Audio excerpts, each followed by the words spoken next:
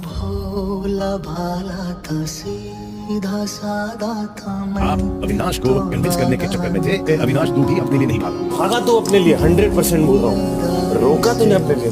होशियारी से मैं ऑब्वियसली बात है, मैं धक्का दूंगा तो अपने को पता है कितना फिर विन। क्यों गिरी थी?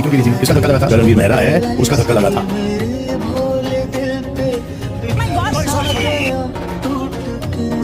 विवेक और अविनाश के बीच में था। चुन के लिए खेल रहे हो। आप ट्रॉफी कैसे जीते? ट्रॉफी मुझे देना है फिर। If you're playing on the नाम of विष्णु, आपको चुन के लिए खेलना ज्यादा जरूरी था या शिल्पा के लिए? मेरी प्रायोरिटीज काफी क्लियर हैं। चुन के बाद शिल्पा जी। आप दूसरे ग्रुप को पूछ रहे थे कि अविनाश ईशा के लिए क्यों नहीं खेला? मुझसे पूछा था तो मैं उससे पूछा था। आपसे नहीं पूछा। चुन को अपने लिए क्यों नहीं खेलने दे रहे? चुन तो बात वो कर रहे हो। अपने लिए नहीं खेलने दिया। पहले बताओ ईशा का है। आपने ईशा से ये सब मेरे दर्द